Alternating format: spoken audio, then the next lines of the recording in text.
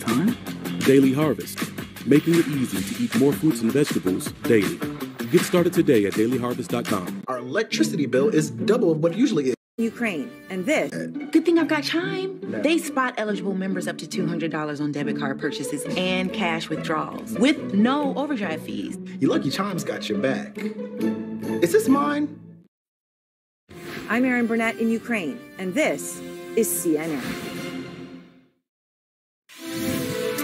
We're back with more breaking news. You just heard CNN's Nick Payton-Walsh reporting from southern Ukraine about what he heard sounded like sustained airstrikes and low-flying jets after explosions have been heard from all corners of that country today, from an apartment building decimated in the northeastern city of Kharkiv to Melitopol, which is just north of annexed Crimea, which Russia seized in 2014, where you see a large explosion at the airport. Let's get right to retired Colonel Cedric Leighton at the Magic Wall. He's a CNN military analyst and a former member of the Joint Staff at the Pentagon. Colonel Leighton, what is Putin's strategy in blanketing all corners of Ukraine?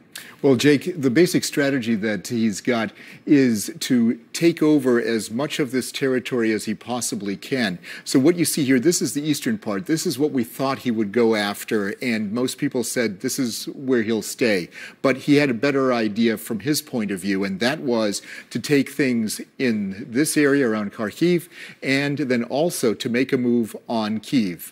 That is coupled with the move that we just heard Nick Payton-Walsh talk about right in this area from the south. So what you're seeing now is Putin going for every single part of Ukraine that he can get easily. And then, if he is successful in this area, he could then move westward to Lviv, or he could do it from Belarus and move down this way. So that is basically what Putin is doing. In essence, he is trying to take over the whole country as quickly and as economically as he possibly can. And where do you expect Putin to focus on next? So what I would say he would do, Jake, is he will take not only these areas right here. So Kharkiv is, first of all, in his target set. Mariupol, as you mentioned here, is also this way because that gives him the land bridge to Crimea.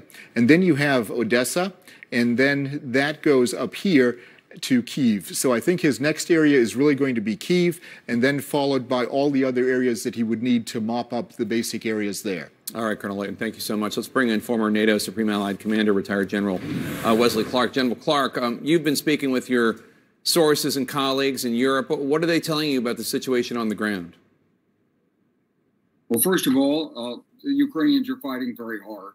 They've inflicted significant losses on the Russian forces in various locations, including in the south and around Kharkiv.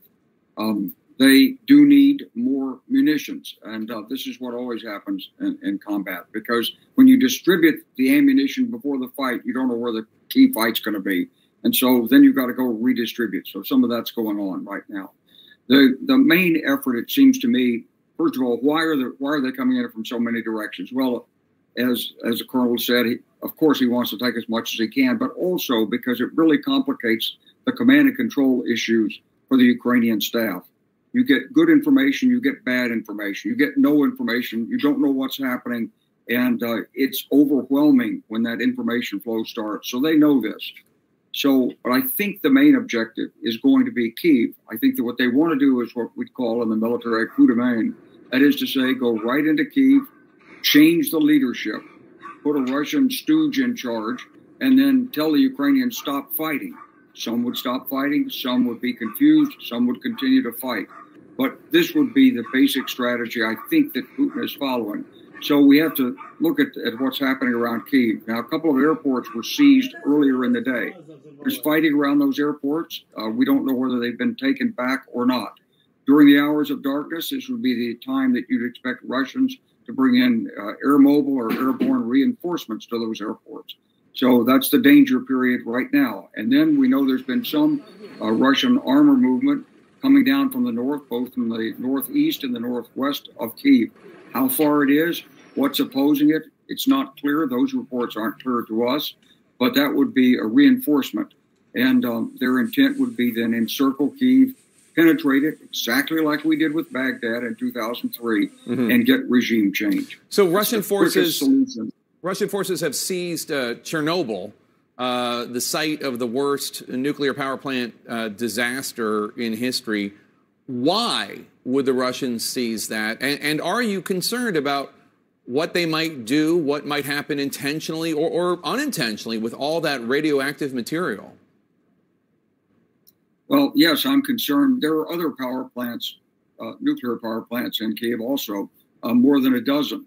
So they're all significant risks. Chernobyl was on an avenue of approach into Kyiv, so I think they went through that area. They thought they could go through it, would be relatively unprotected. This is the way the Nazis invaded France and Belgium in 1940. Find the forest, go through the forest, nobody sees you, get on the road, go as fast as you can. So I think that's some of what the Russians have tried to do here. I don't think they're going to try to destroy that power plant and make a mess, because some of that would affect Belarus. So it could happen, but I don't think that's a good weapon for them. They've got other weapons if they need them to deploy against the Ukrainians. All right, former NATO Supreme Allied Commander General Wesley Clark, thank you so much, sir. Appreciate it. We're following all the breaking news, including a look how the Russian attack sent global markets spiraling, the economic impact of this war. That's next. When traders tell us how to make Thinkorswim even better,